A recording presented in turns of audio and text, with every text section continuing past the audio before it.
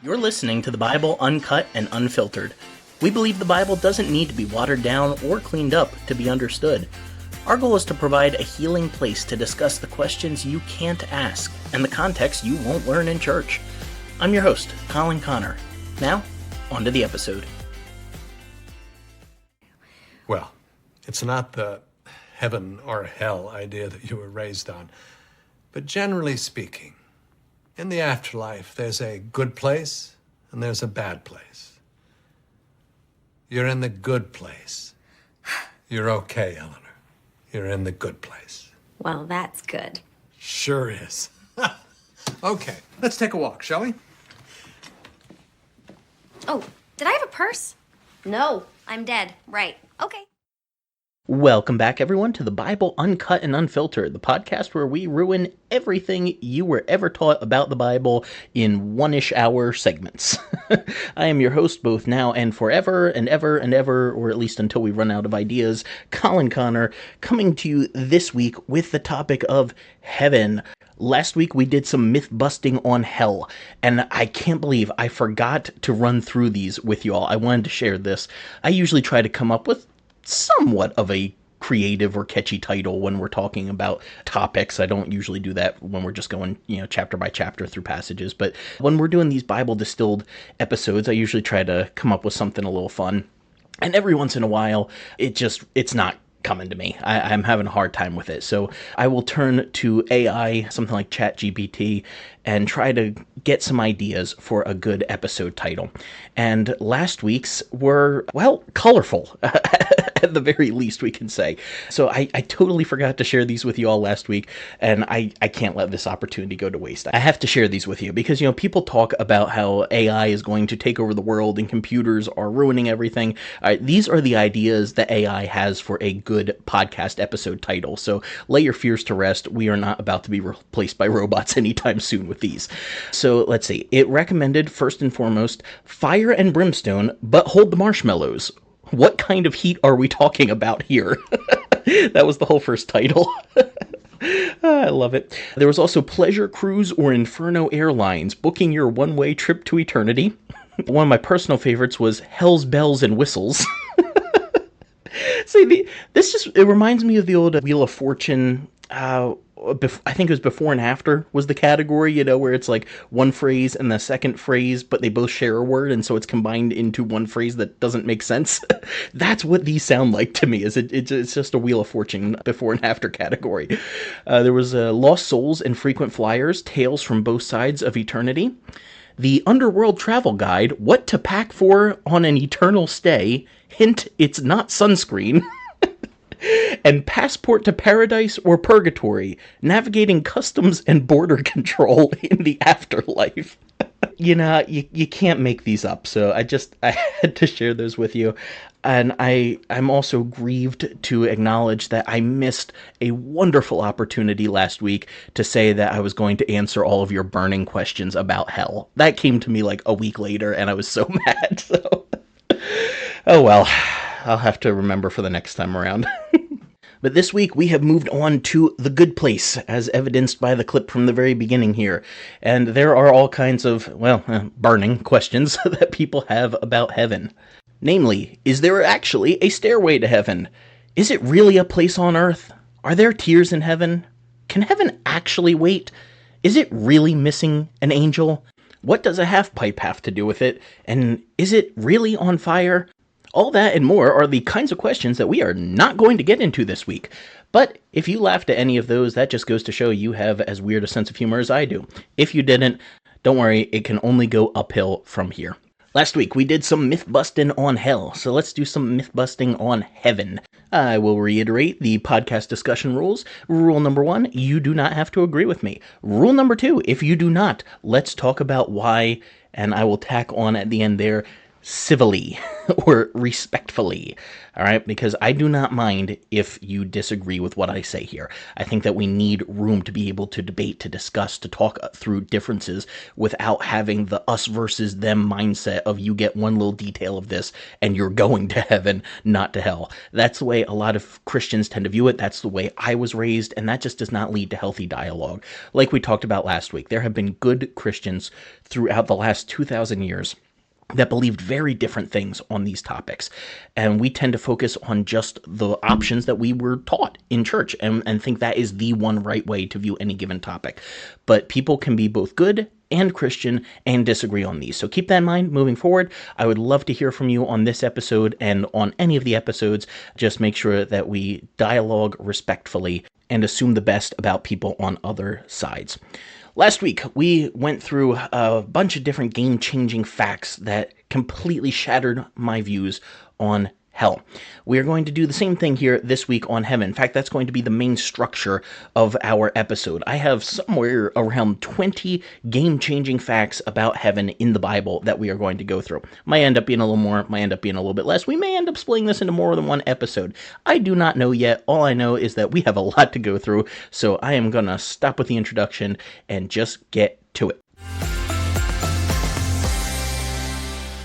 Much like with our discussion of hell from last week, the Bible actually says very little about heaven in the terms that we normally think of it. You go to the average church on any given Sunday, and you might hear about how people who believe in Jesus go to heaven and those who don't go to hell. And that's just kind of the language that most of us have gotten used to in church.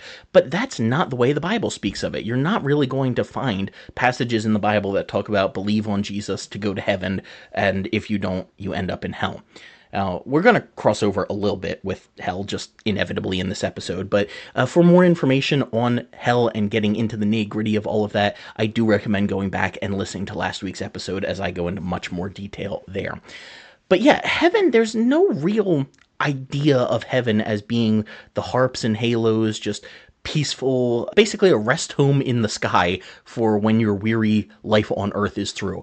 That's very popular in Christian writing, particularly in older hymns, but it's not really the Bible's imagery of it. In fact, the word heaven initially just referred to the skies above.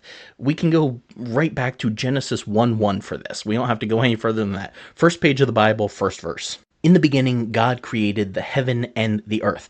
And if you go back to our episodes on Genesis 1, you'll hear me talk about how that does not mean God created the supernatural realm where he is and where we go when we die if we believed in him, and then he created the earth, meaning the globe. Now, neither one of those actually means what we tend to think of when we use those words.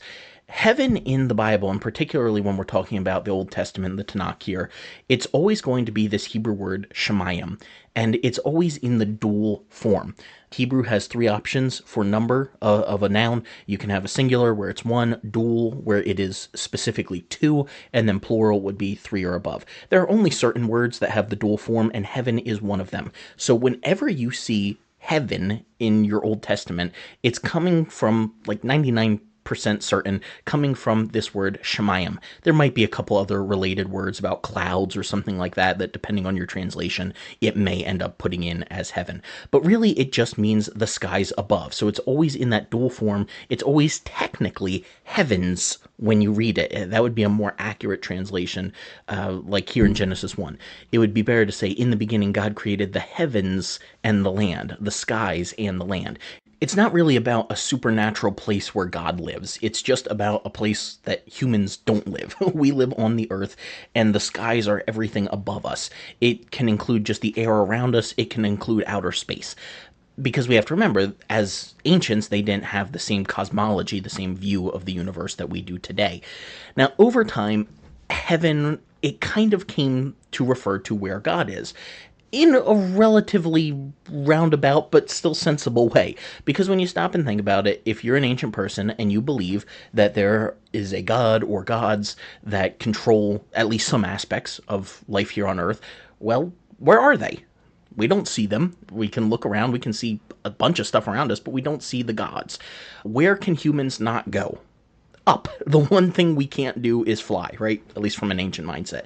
So it must be that the gods are where we cannot be. They must be up in the skies. They must be up in the heavens. Or if you want to put it into a short term, they're in heaven. And then as time went on and we started to develop this idea that good people will be with their God when they die, people started saying that we go to heaven when we die. It's not inaccurate terminology per se. I think we should just be aware of the baggage that comes with the term heaven in our own minds versus what the original audiences of Scripture would have been thinking. Because one thing I have learned when it comes to talking about heaven is that everyone has a different idea of what it looks like. And we might not realize that. We might think, oh, it should be similar if we're all coming at it from a biblical perspective, right? But no, we all have these different cultural elements that come in and color our thinking about heaven. And so everyone's idea of what the good place looks like is going to be a little bit different than the next person's. And that's why there's nothing wrong with using the term heaven for a good place in the afterlife. It's not sinful to do that. It's not wrong. I just feel like it has so much baggage around it that when people hear the word heaven, they're not thinking of skies. They're not thinking of a biblical portrait of it. They are thinking of all of the cultural stuff that comes in with their understanding of it. I'm going to try to kind of work around that a little bit. I may talk about it a little bit awkwardly in this episode, and that's purposeful to remind us that we're not talking about harps and halos and mansions and streets of gold image that we always have. And if I just offended you by saying that, keep listening, because we're going to get to all of that and why none of that is actually what's in the Bible. But I am sure as the episode goes on, I'm going to slip up and just call it heaven. So just keep in mind as we move through this episode, there is heaven in the Bible. It just doesn't look like what we tend to think it does. To get a better picture of the good side of the afterlife, what we would call heaven, we have to consider other terms that the Bible may use for this good part of the afterlife, recognizing that they may not present the picture exactly the way that we have imagined it. A good example of this would be Matthew 22:28, where Jesus and the Sadducees reference the afterlife as the resurrection.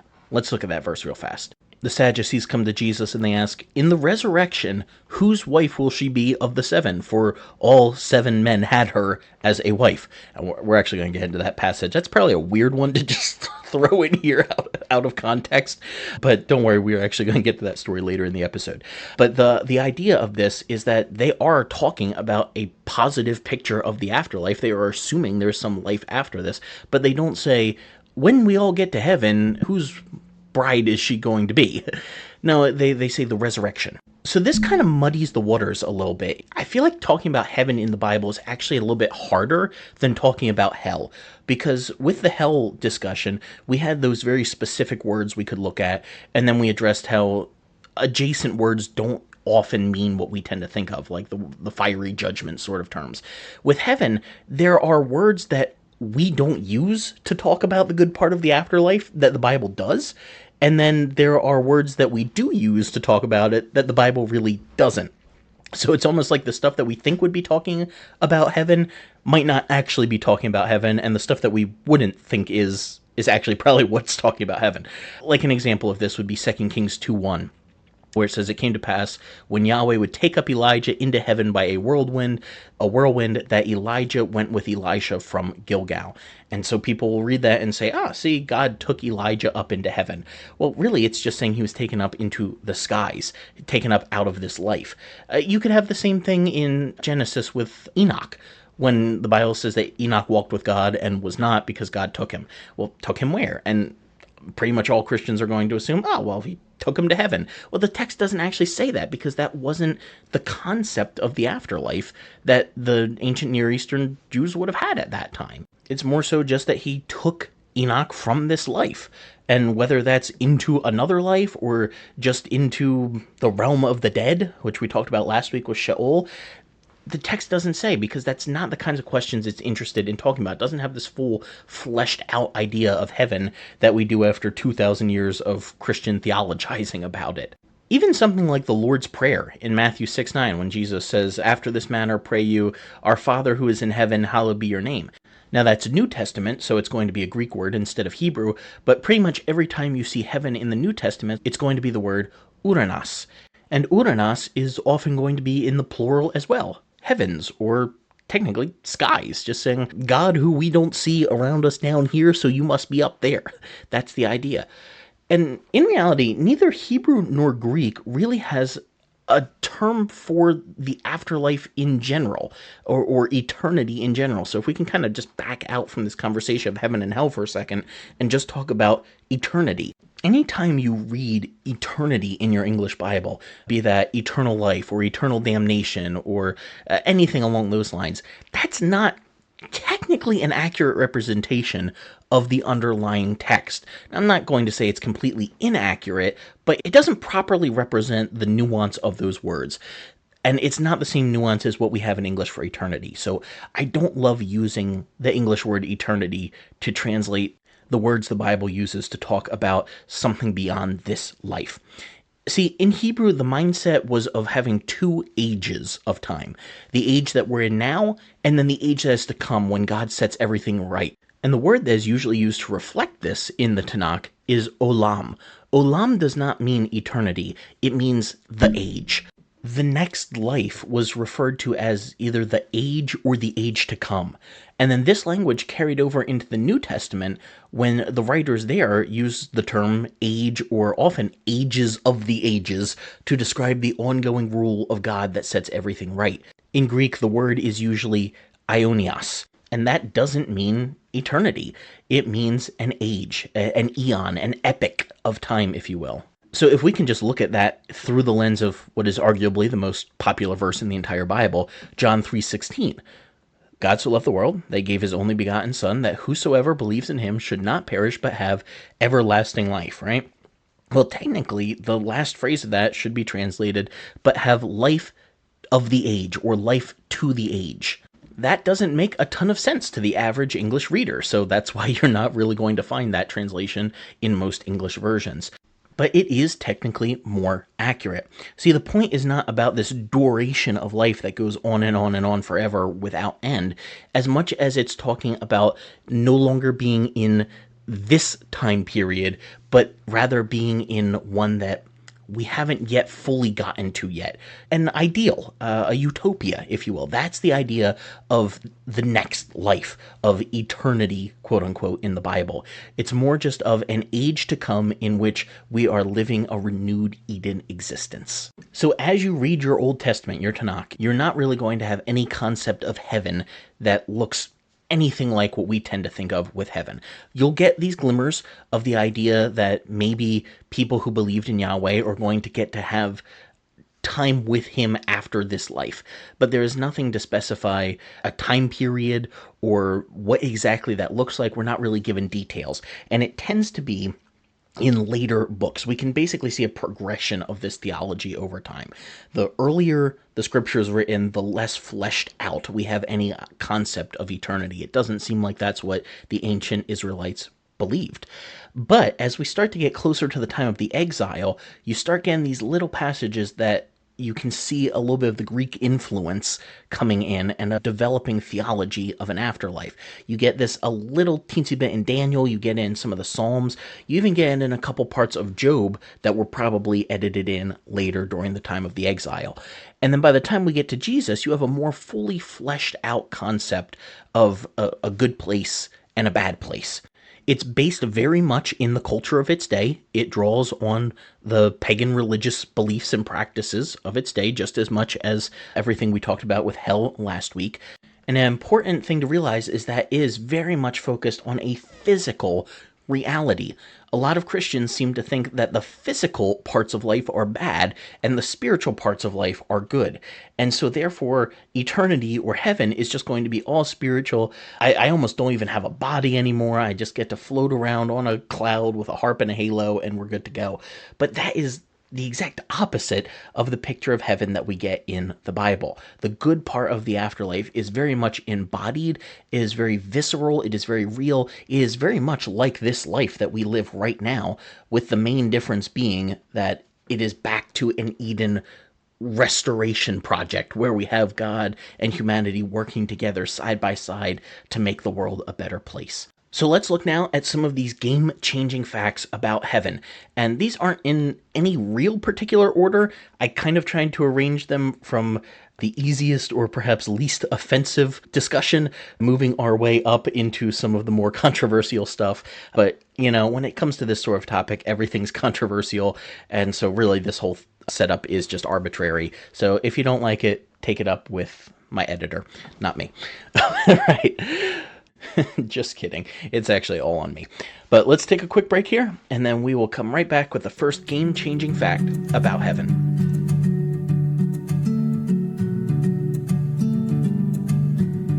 All right, first up, St. Peter isn't on guard duty for all of eternity. We've all heard the jokes that say so-and-so died, went to heaven, and St. Peter was standing there at the gate and said, "Why should I let you in?" And, then we go from there with the joke. But nothing in the Bible places Peter as the eternal bouncer of heaven's gate. I think this whole idea just comes from Matthew 16, 18 to 19, where Jesus said, "I say to you that you are Peter, and on this rock I will build my church, and the gates of hell will not prevail against it. And I will give to you the keys of the kingdom of heaven, and whatever you bind on earth will be bound in heaven, and whatever you release on earth will be released in heaven." This is a little bit of an anachronistic analogy, but imagine today if you have some celebrity that is honored with the key to a city. Now, I realize most of our cities here in America aren't like gated communities. They don't have a wall around them like ancient cities did. But does that person that has the key have to sit outside the city and double check everyone who goes in or out? No, obviously not. The key is symbolic of having the power or authority of that city behind you. And it's the same thing with Peter. Jesus nowhere in those verses said that Peter is going to have to sit on heavenly guard duty for all of eternity. Jesus' words to Peter were more of a symbol of spiritual power that affected events on earth. He wasn't saying, "Hey, Peter, when you die, you better get a comfy chair because you're going to be sitting for a while." No, he was saying, while you are here alive in this lifetime, you have the power of heaven. You have the power to share heaven with other people. Just like we talked last week about how heaven or hell can be a present reality. That's kind of the idea here, is saying that whatever is true of eternity can be true here in this moment. You have the power to make that happen. He did not mean that Peter gets to decide if someone should go in or out of heaven when they die. What he meant was that Peter had the power right then to bring people into the kingdom of heaven that maybe would not have been invited in before. And in fact, if we're doing a little bit of a systematic theology here, where we're doing like an overview of all of the perspectives in the Bible, then we also have to consider Revelation 21:21, which speaks of New Jerusalem having 12 gates, not just one, and they don't need to be closed or guarded. They remain open at all times.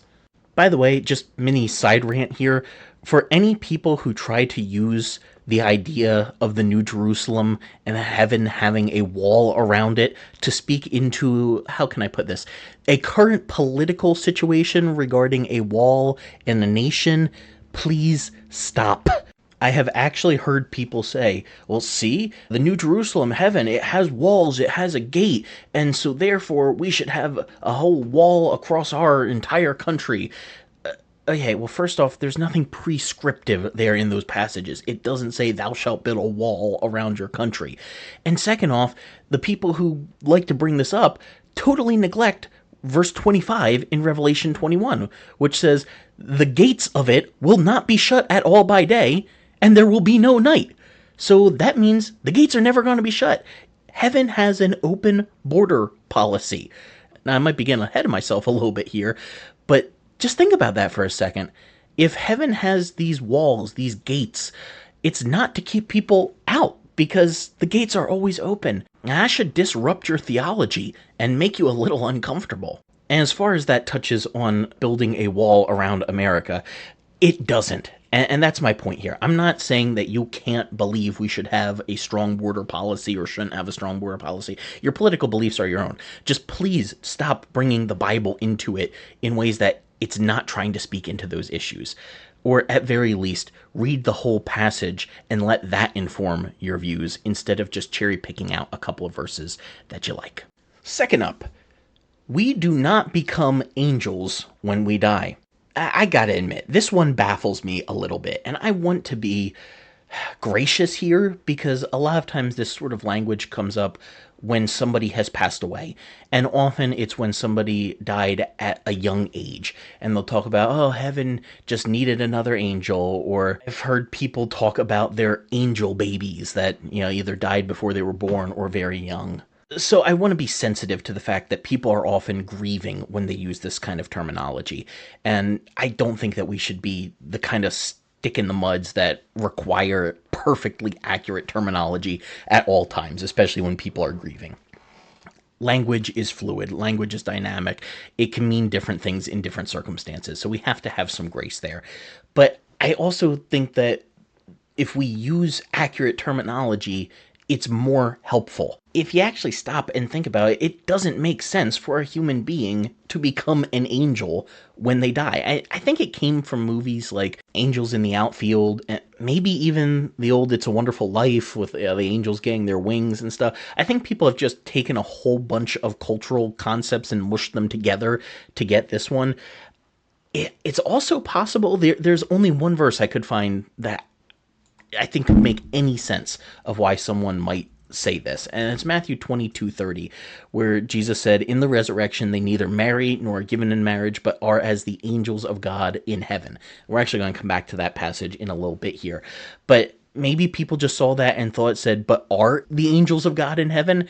But they missed that there is that very crucial word, as or like, right there. The verse reads that they are like the angels in the skies, not that they become angels. Angels are their own category of supernatural being. So to say that somebody becomes an angel when they die, it would be like saying they become a dog when they die. Well, they're not a dog. They can't become one in the afterlife, unless I guess you believe in reincarnation. So it's the same thing. Like, an angel is an entirely separate class of being. You don't have to become something purely spiritual in the next life. Physical isn't bad. We don't have to shed all of this physical just to become pleasing enough to God to exist in eternity. Maybe that's part of why people think that way as well, but no biblical basis. Angels are their own thing. We do not become angels. Number 3, there is still swimming in heaven. Let me put this out here up front. The different points that I am addressing here today are based in misconceptions and myths that I have heard about heaven in my lifetime. So some of these, you might listen to them and go, I never thought that. Like, why are you talking about that? Okay, that's very possible. Like I said earlier, everybody has different concepts of what heaven is going to be like. So some of these may resonate with you more than others. I would love to hear from you and hear, hey, did you hear any of these same misconceptions or myths about heaven that I did growing up? Or did you hear some others that don't address in the episode? Love to hear it. You can write in on the website. You can email us, cconn@thebibleuncut.com. Comment on our socials. Let us know, what myths have you heard about heaven in church or growing up, or maybe from a book you read, whatever it might be. We'd love to hear your experience with this. This one is a little weird. I'm going to go out on a limb and guess that most people probably haven't heard this one, but I did more than once growing up. It was that there is no water whatsoever, like big bodies of water, no oceans, no lakes, no ponds, nothing like that in heaven.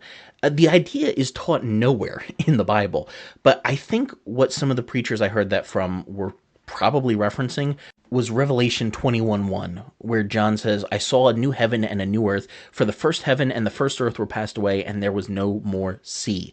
And so they read that and think, oh, well, I guess there's no ocean in the Bible. But as you continue to scan into Revelation 21:23 and then into 22 verse 5, remember, never read a Bible verse. You have to read the whole context, get a feel for what's going on in the whole passage. So as you continue to read in 21, moving into chapter 22, you also read that there is no sun, no moon, no stars, no night. And I'm sure there are some Christians that take this as a very literal statement. There are others who question how we could live on a planet without a sun, since the sun provides heat as well as light. We have to remember that the Bible is not trying to give us a scientific answer. That's not the way they thought of the world. So we should be careful about taking all of this too literally when John is drawing very heavily on the imagery of Genesis 1. The enemies of created order back at the very beginning were the chaotic sea and the engulfing darkness. That's what we have in Genesis 1 and 2. And God held those at bay during creation. So now when he sees this new creation, there's no chaos at all. No sea, no darkness. It's not necessarily saying that there will be no bodies of water or even no ocean in the next life. This might be a poor illustration, but when I was a kid in school, I had to do this science experiment one time. I think it was a pH sort of thing, where you can see the color of the water change with the more acidic or basic substance. And we were doing something with cabbage, and it reeked to high heaven because we had to leave it out for the day in some substance, whatever it might have been. And I think I actually threw up from it. It was so bad, to the point that today I do not eat cabbage. I can't stand coleslaw. My wife would tell you, if she tries to cook something and it's supposed to have any cabbage in it, I'm like, no, pick it out immediately. That is of the devil. Like, I just want nothing to do with it. My experience was so bad as a child that I have never recovered from that. So it would be like if I said, cabbage is completely satanic. There will be no cabbage in heaven. Obviously, not everybody hates cabbage because it gets sold and people eat it. And for me, I'm less interested in whether or not there is actually cabbage in heaven.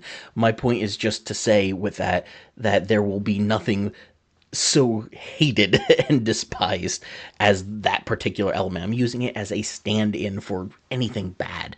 And that's kind of what John was doing with this language, is because he was already working in a worldview where darkness and water were these symbols of chaos that needed to be tamed, that of course he would use those as the bad guys and say, well, they're not there anymore. So no more darkness, no more water.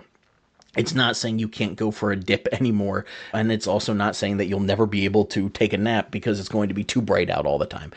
I think we have to be very careful about being overly literalistic in our reading, especially of a book like Revelation that is so notoriously heavy in symbolism. So John is not actually saying there will be no water, and he's not even saying there will be no ocean or large body of water. He's just saying that there will be no more chaos in this new creation. All right, I think that was number 3. I am going to lose track of these here before we get too far.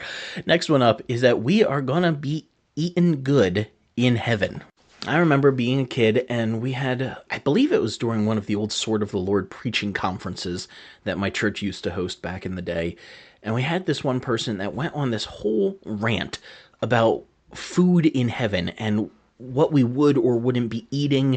And I remember he had some sort of weird illustration, like actual physical object up there with him in the pulpit. I wish I could remember what it was. I just remember seeing him pack it up at the end. So yeah, who knows, with IFB preachers, it could be anything, right? But then after the service, we were talking to one of the pastors at the church, and started this whole argument about why he didn't think that any of what that guy said was going to be true, because if you could eat like that in heaven, that would mean that you would also have to poop in heaven, and obviously you would never be able to poop in heaven because that's just disgusting. No joke, this is actually a conversation that I was privy to, as I don't even think I would have been a teenager yet at that point. I was a kid in church service. This is the kind of preaching you get in the IFB, okay? It's not actual preaching. It's complete speculation over stupid stuff. Like, where does a person get an idea that you are not going to be able to go to the bathroom in heaven? Like, our bodies work that way. You would have to completely change our physiology to somehow completely take in 100% nutrients only from food, and that's just not how food works. That's not how energy works. That's not how any of the digestive process works. And this is a perfect illustration of how we start to create our own theologies without actually stopping and thinking about how just because something is unpleasant doesn't automatically mean it's wrong or sinful. There is nothing sinful about having to go to the bathroom.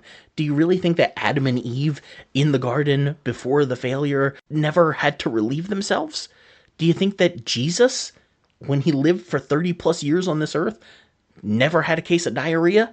I realize it's unpleasant to talk about. It makes us squirm a little bit to think about that sort of thing. But just because it's maybe a little gross or unpleasant doesn't automatically mean it's wrong. And there most certainly will be food in the next life, at least according to many of the biblical authors.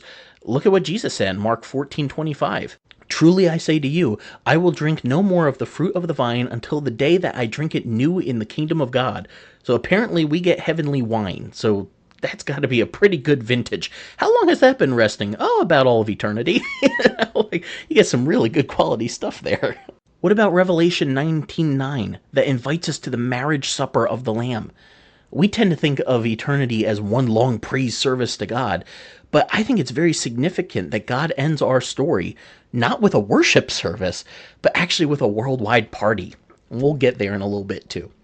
Next up, I believe this is number 5, there will be animals in heaven. In Isaiah 11, the prophet conveys a vision of the next life. He begins in Isaiah 11:1, there will come forth a rod out of the stem of Jesse, and a branch will grow out of his roots. It's this metaphorical imagery drawing back on Jacob's blessing of his 12 sons in Genesis, somewhere around chapter 49. And so this is talking about the future kingdom of God, not heaven per se, but God's eternal rule. And if we go down to verse 6, it reads, the wolf also will dwell with the lamb, the leopard will lie down with the kid, not meaning like a child there, but a kid goat, and the calf and the young lion and the fatling together, and a little child will lead them. And the cow and the bear will feed, the young ones will lie down together, and the lion will eat straw like the ox. And the sucking child shall play in the hole of the asp, and the weaned child will put his hand on the cockatrice's den. Gotta love the good old King James terminology there. Unfortunately, that obscure terminology really prevents you from understanding the beauty of this passage. Both the asp and the cockatrice, whatever they may exactly be, they're poisonous snakes. Isaiah is saying that in this time of a renewed Eden, children will be able to play with snakes, even poisonous snakes, and not have fear of being hurt. This is Genesis 1-3 imagery all over again. The last time someone with the innocence of a child played around with a snake in the biblical story, things did not go well for any of us. So this is a complete reversal of that. And honestly, I would say even an improving on Eden, where there is then no fear of playing with these venomous snakes.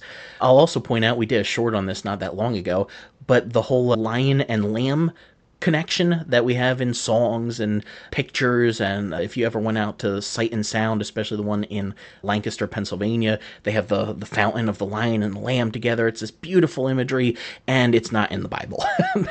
This is the passage that it comes from, and the lion and the lamb are not paired up together. It's the wolf with the lamb, and then the calf with the lion. So that's just kind of a Mandela effect in the Bible, where we have collectively misremembered what the text actually reads. I have to admit, this text is not a guarantee that your specific pets will be in heaven, but it does strongly suggest that animals will be a part of the afterlife. I realize this is very metaphorical language in this passage, but let's consider, if the end of our story is a renewed Eden, it only makes sense to have animals there as well. And this usually leads people to ask the question, well, what about my pets? Will they be there in heaven waiting for me? And much like with the earlier discussion about people becoming angels, this often comes out of a place of grief. And so I want to be gracious and not be the person who's like, no, there are no animals in heaven, you idiot.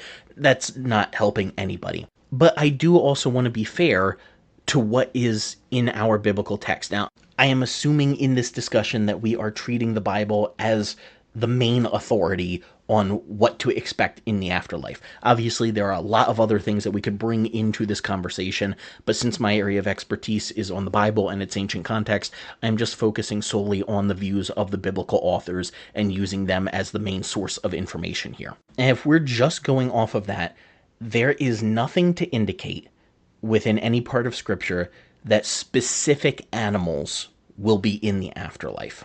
And that makes sense when you think about it, because it just starts to get unwieldy the more you imagine what would allow an animal to have an afterlife. I know a lot of people would say, well, the difference is having a spirit or a soul. And you'll hear different versions of this depending on who it's coming from. But often it's along the lines of animals might have a spirit, or really by that they mean personality, or really just spirit, but they don't have a soul. That's the difference. Well, if you go back to our episodes in Genesis 1, I've talked about how if we're just speaking purely in biblical terminology here, that is not accurate, because the words for soul and spirit are very interchangeable in the Bible. And having that soul, that spirit, that breath is more literally the translation. That is what separates animals from plants. Plants are not technically alive in the biblical imagination.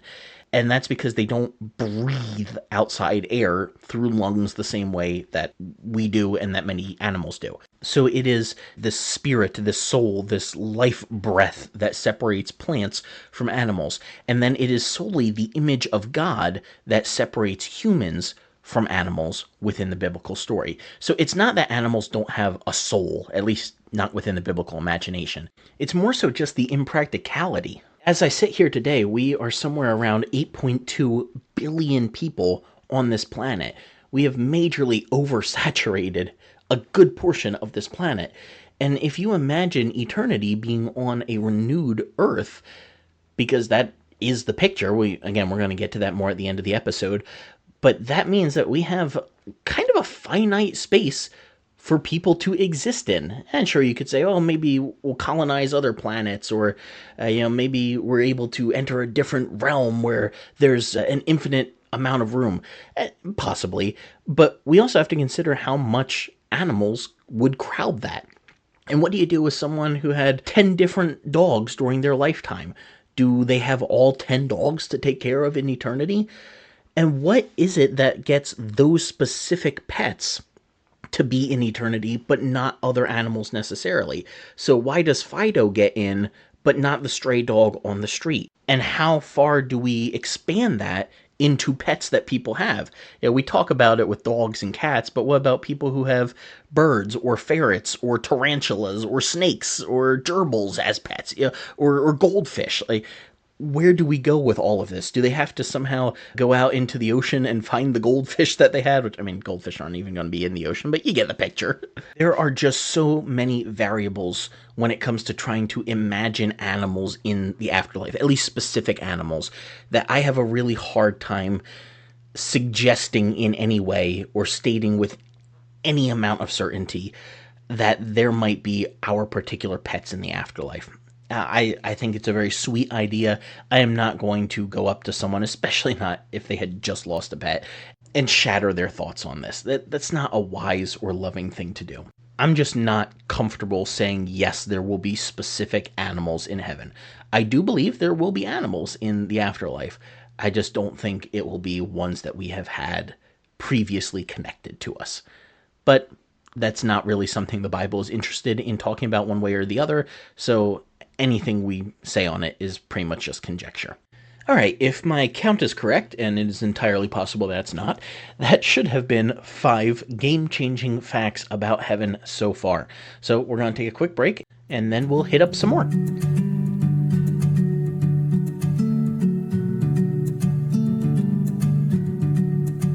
The next game-changing fact when it comes to talking about heaven could be more or less game-changing depending on your personality. And it's that if it's in a best-selling book, it's probably not biblically accurate. Every year, books are written about people's experience with death and near-death experiences and the afterlife. Every so often we just hit this wave of more books coming out about this topic. The big one was Heaven is for Real. Books like that come out every so often. They get a ton of attention, and certain flavors of Christianity like to tout those sorts of books and say, see, it's true, there really is a God, there really is a heaven, there really is a hell, there really is an afterlife. But kind of by definition, near-death experiences are not very reliable when it comes to being a source of information, particularly about a different plane of existence. And I want to be clear, I do believe that near-death experiences are real and legitimate. I also tend to think that they are not necessarily a reflection of reality.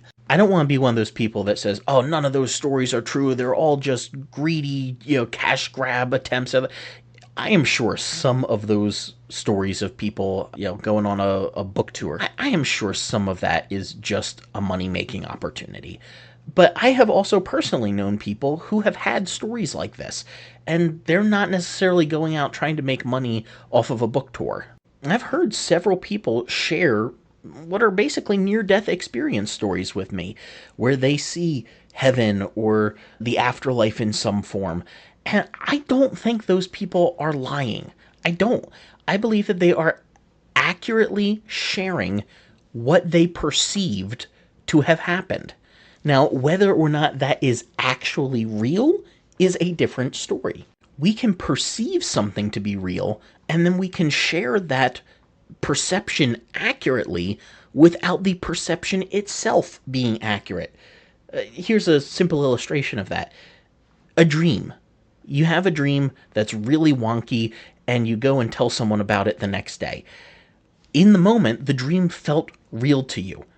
And the way that you communicated having that dream to your friend is accurate. But is the dream itself an accurate reality? No, absolutely not. But your experience of it felt real in the moment, and then the way that you shared it was legitimate and accurate, but that doesn't mean that the experience itself was accurate. When a person has a near-death experience, their body often releases quite the complex chemical cocktail into their brain, and it can cause them to see any number of things. And that can be colored by experience, by cultural connotations. Like, for example, I find it interesting how many people have these NDE, these near-death experiences, viewing heaven, and they talk about seeing St. Peter at the gate when that's not actually in the Bible.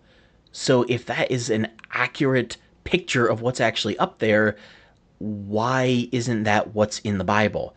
Why is it that what we tend to see is often close to what we already believe? Why aren't there more Christians out there who have these visions, but it's of a different idea of heaven that maybe somebody else's tradition or denomination has than their own? Why is it that we have recorded stories of essentially near-death experiences in medieval times where people saw horses and knights and other parts of medieval culture that don't usually end up in those experiences today? The way these stories often go, it's just not accurate to the Bible. And if you're coming from the position that the Bible is the main source of authority on these things, then we should be weighting that over these other experiences. Now, I came from the independent fundamental Baptist tradition, and we were extremely heavy on this idea that the Bible is the sole authority. We didn't even try to bring tradition into it that much. Now, ironically, much of what we believed was more so based in tradition than the Bible. But we thought that the Bible had to be the main authority.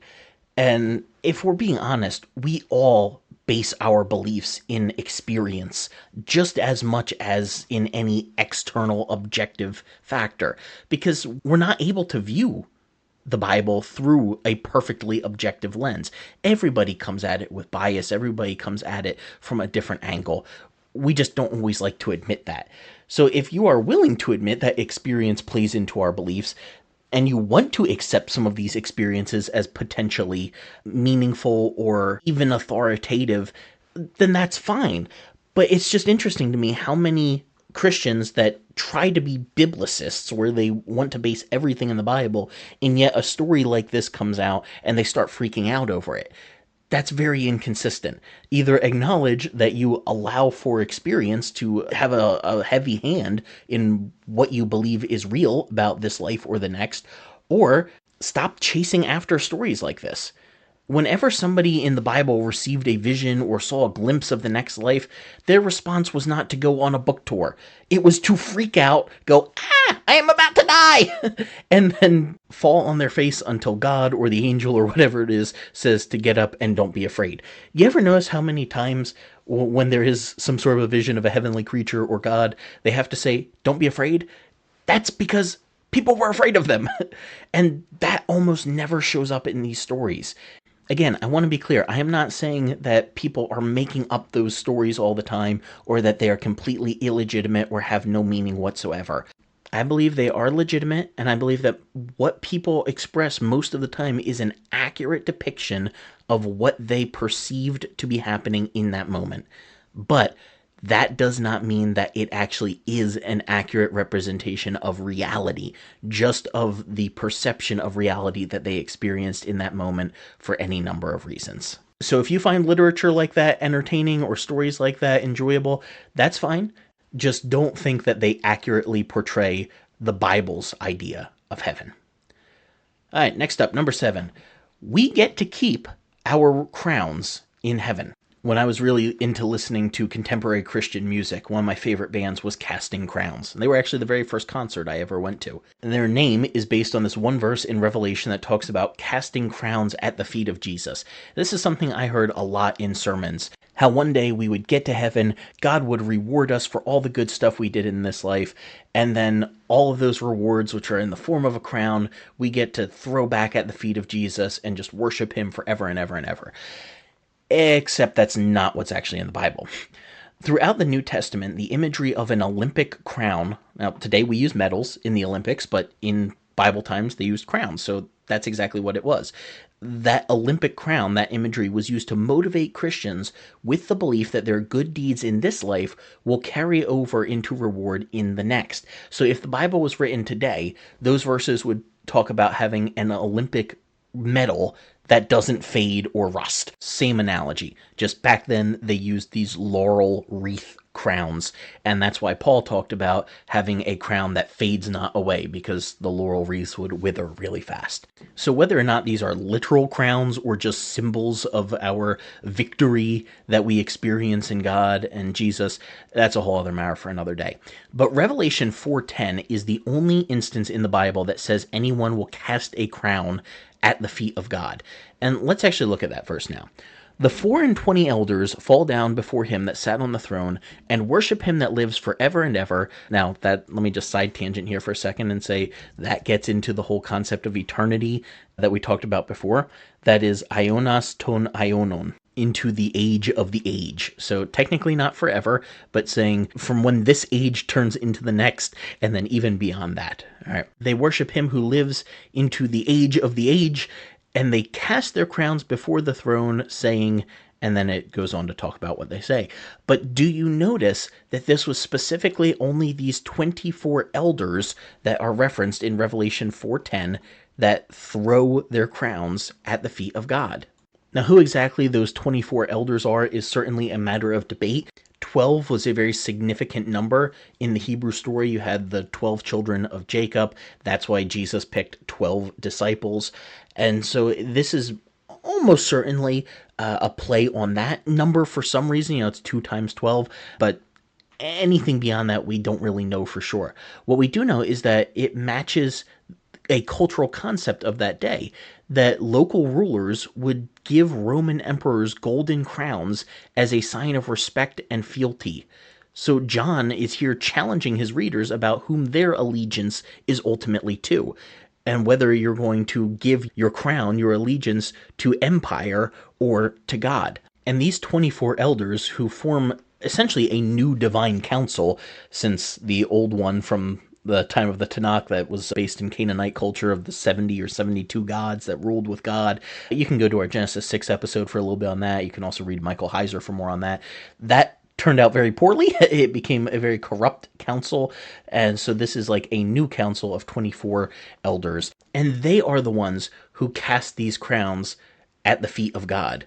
Never once in this passage is it suggested that all Christians need to cast all of their rewards before God once they get to heaven. And this is actually a concept that is developed throughout the New Testament, this idea of having crowns as a form of reward, usually in Paul's writing, but it's in a few other passages as well. And in no instance is there a statement to say that we have to turn over our rewards to God again.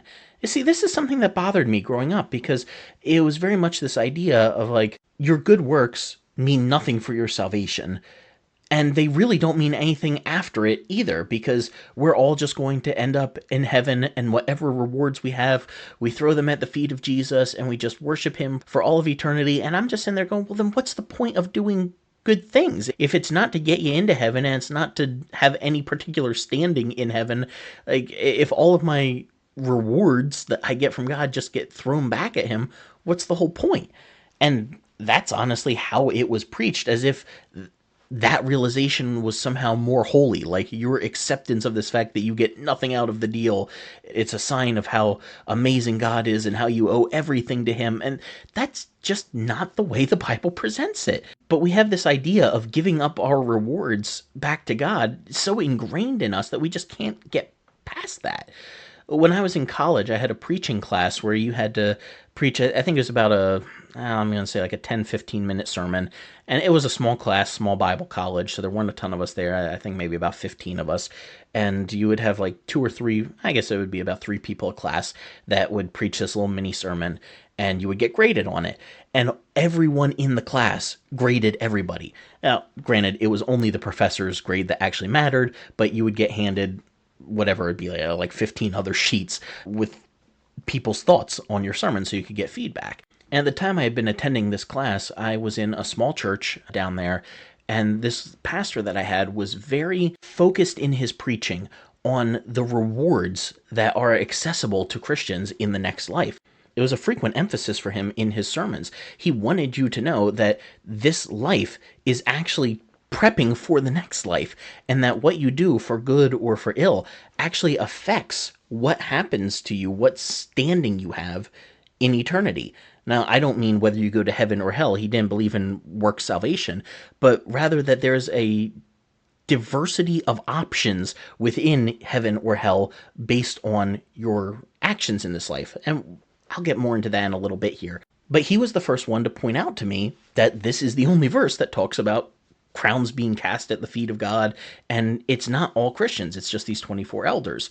So when I'm in this preaching class, I like to spice it up a little bit and cause a little bit of controversy amongst the students. I've always been a troublemaker.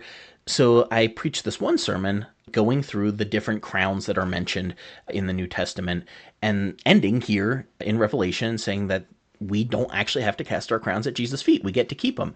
And no joke, one of the other kids in the class returned his grading sheet to me with a note that said, "I am still going to cast my crowns at Jesus' feet." And I know what he was trying to say. I know he was just trying to get across, I owe everything to Jesus. I want to give him everything. He deserves everything. I get that. But how arrogant do you have to be to think that if the God of the universe, the savior of humanity, looks at you after this life and says, "Well done, good and faithful servant. Here are your rewards for eternity," for you to look at that almighty being and go, you know what, actually, I don't deserve it. You keep it. What? Look, if Jesus is going to give me a gift, I'm going to take it, all right? I am not about to play the who's going to pick up the check game with Jesus, where you have to go back and forth 6 times over. Oh, no, I've got it. Oh, no, I've got it. I'm not going to let you pay for it. No, if Jesus says I deserve a reward for something, I'm going to take that reward. I'm not about to haggle with him over this. Like, again, I get that it's probably based in respect that people think this way, but how disrespectful do you have to be to look the gift of God in the mouth and say, actually, I think you judged wrong. I don't need to hang on to this. You take it. That's just mind-boggling to me, that we are so trapped in our cultural imaginations of what these passages actually say, that when we are confronted with what they really say, that we would rather pick our wrong traditional interpretation than acknowledge the uncomfortable reality of the text, even when it's in our favor. This just gets me riled up. Like, we all believe wrong things about the Bible. We all have just different concepts that have come into our understanding of it, that have creeped in that we don't even realize are there, that are blind spots culturally, whatever it may be. We all get stuff wrong. That's normal. But the difference is when you're confronted with the actual reality and it's pointed out to you, oh, you thought the Bible said the lion and the lamb will live together. Well, no, that's not actually what the verse says. You have 2 options.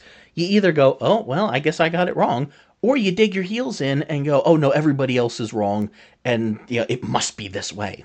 See, I have respect for the person who is willing to admit, wow, I have been misreading, misunderstanding, misinterpreting, mispreaching this passage for however long. Let me acknowledge that, and try to align my beliefs with what is actually there in the text. I do not have respect for somebody who goes, you know what? Nope. Now that I see it, I'm going to stay right where I am. I understand why that's the more comfortable thing to do, but I don't respect it. So we do actually get to keep the rewards that we will be given in eternity. But one reward that we will not be receiving is a mansion just over that hilltop. That's right. Next up is that mansions are not for sale in heaven. John 14:2 has led many American Christians to believe that we will each get small palaces on individual hilltops in eternity. But it's actually an unfortunate English word choice in our translations that has led to this, because that is not in the text. John 14:2, this is the only passage that any idea of having a mansion in heaven comes from, and it's the good old King James. Whenever there is a popular misunderstanding of a verse where pretty much everyone thinks it means one thing and it really doesn't, you can almost always trace that back to King James wording. And sure enough, here it is. In my Father's house are many mansions. If it were not so, I would have told you. I go to prepare a place for you. And that sounds so nice. Everyone has these 3-story, couple dozen acre, in-ground swimming pool in the backyard, mini palace that they get to live in heaven. But if you would just stop with me for a second and think logically about this verse, that whole idea does not even make sense. Let's just look at that beginning part again. In my Father's house are many mansions. What's bigger, a house or a mansion? Well, I would argue a mansion. So then how do you fit many mansions inside of one house? That does not make logical sense. And then if we consider the cultural context of Jesus' day, no one other than a very high-ranking government official would have had a mansion. It would have been completely foreign to ancient Jews to think that the average person could have a mansion. The way that most of us live today would be considered a mansion to them.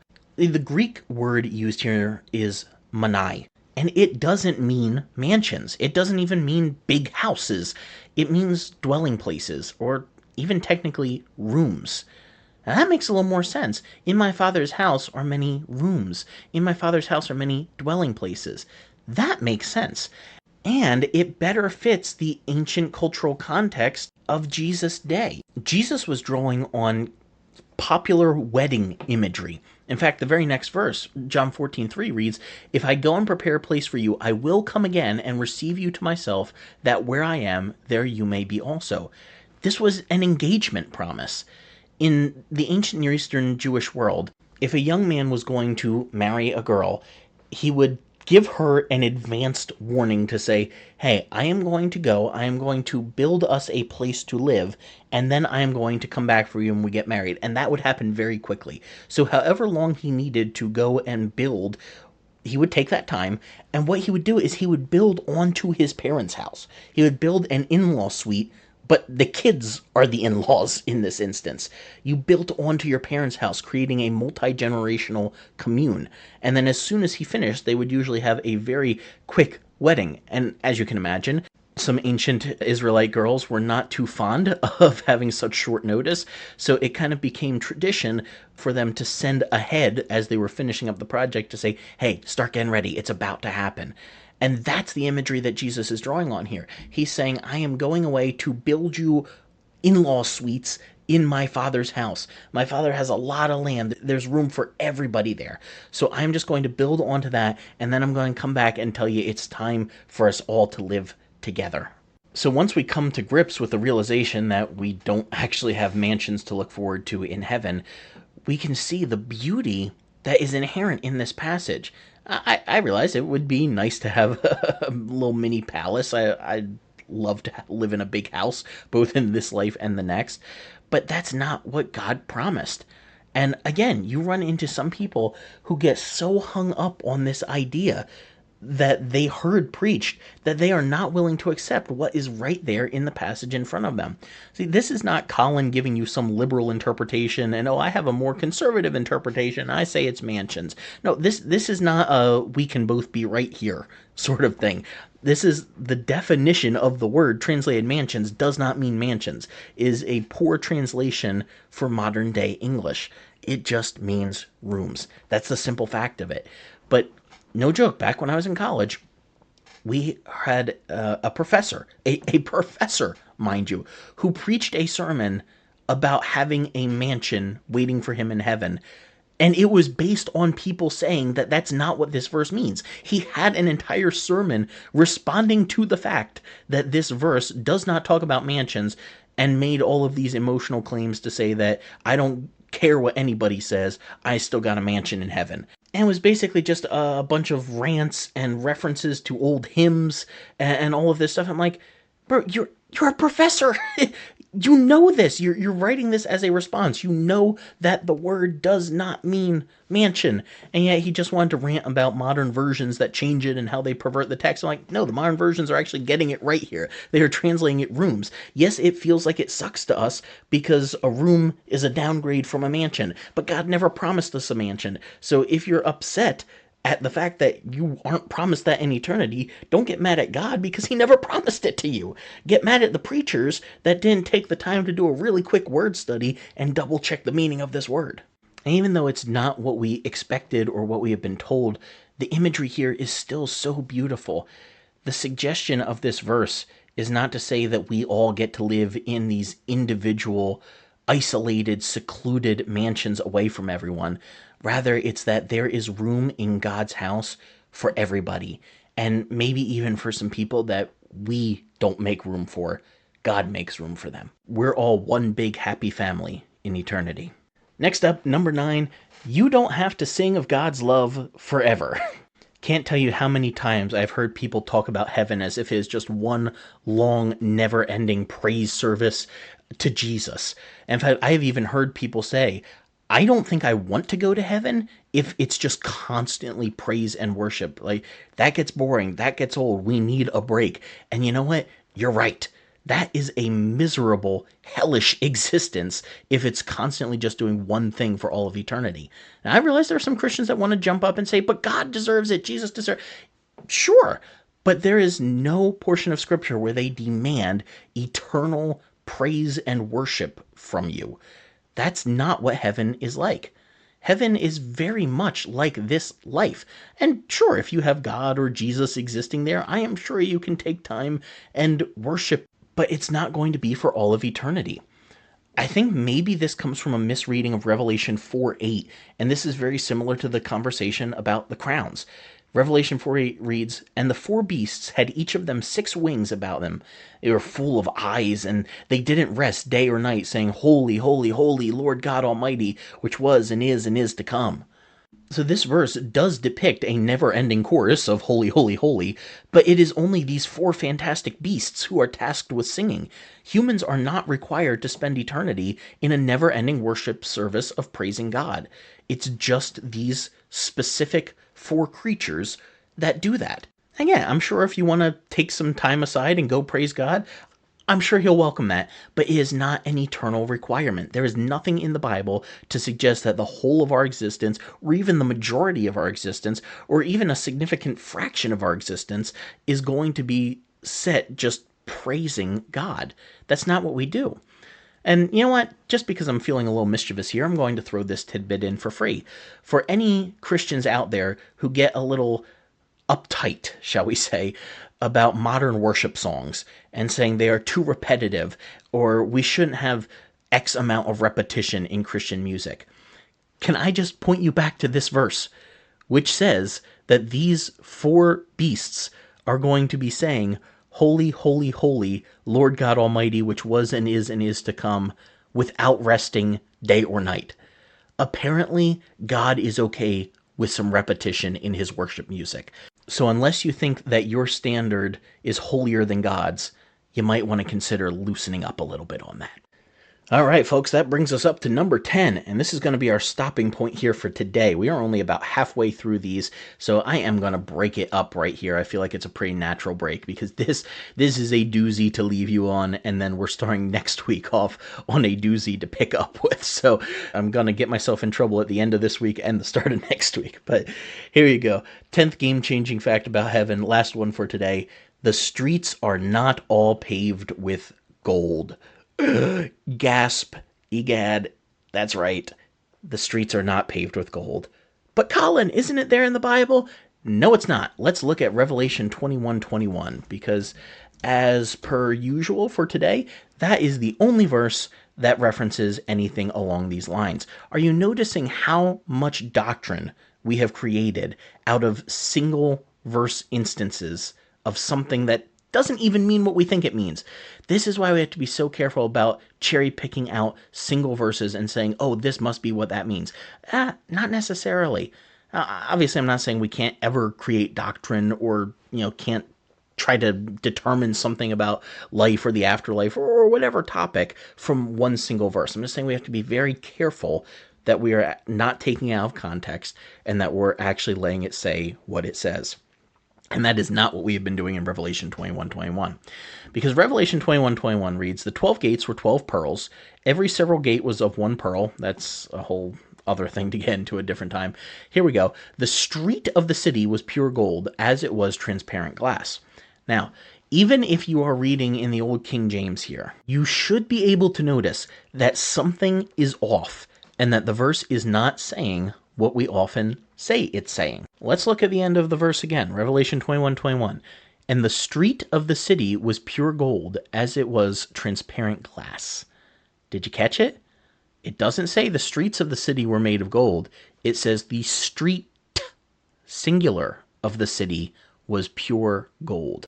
I'm guessing none of us believe that heaven only has one street to it, so what's going on here? Well, that word doesn't mean just any old street.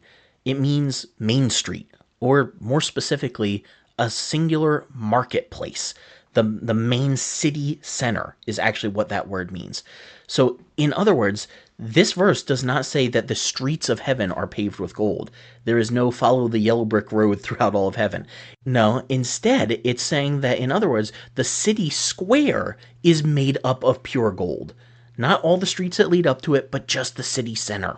And ultimately, the imagery is that it's not worth making this life about financial gain, since gold is as good as pavement in the next life.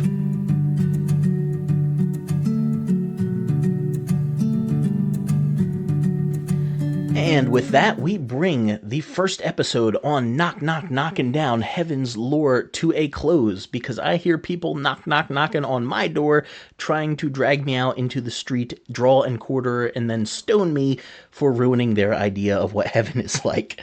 So while I do my best to fight off an angry mob in the next week here, you can get together your questions for this series. We talked last week about hell. We talked this week about heaven. Next week we are going to go through some more myth-busting on heaven. 10-ish more game-changing facts that shattered my understanding of heaven. And then we're going to do probably one more episode after that where I toss in kind of a question and response with some of the most common questions I have had brought up about the afterlife in my years of teaching the Bible. So if you have anything you would like to add to that, feel free, send that in. Just do it as quickly as possible if you would like it to be mentioned in this episode, as we only have a couple of weeks before we do that. You can write in via email, cconn@thebibleuncut.com, and write in on our website. You can also comment on our socials. Let us know any questions you have, anything you would like me to address in that episode. Next week, I'm getting into all kinds of trouble because I am going to be talking about your identity, your personality, what aspects of your culture you retain in the afterlife. And we are going to start it off talking about marriage in heaven, and why, if you're married in this life, you just might end up being married in eternity as well.